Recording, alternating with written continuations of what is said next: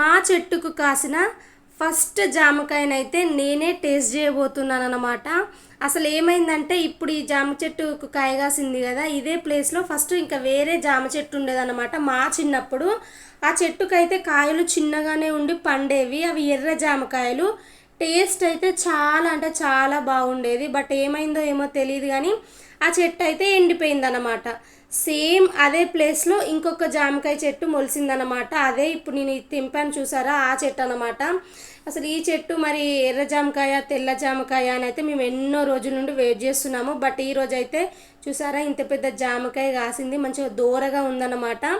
తెంపి కట్ చేసి అయితే చూసాను, మంచిగా ఎర్ర జామకాయ అన్నమాట. ఈ జామకాయ అయితే చాలా స్వీట్గా ఉంటుందన్నమాట. నాకైతే మస్త్ అంటే మస్త్ ఇష్టం. ఇప్పటి నుండి అయితే మంచిగా ఎర్ర జామకాయలు అయితే డైలీ ఒకటైతే హ్యాపీగా తినేయచ్చు అనమాట. నాలాగా మీలో ఎంతమందికి జామకాయలు అంటే ఇష్టం కామెంట్ చేయండి. ఫస్ట్ టైం చూస్తే సబ్స్క్రైబ్ చేయండి.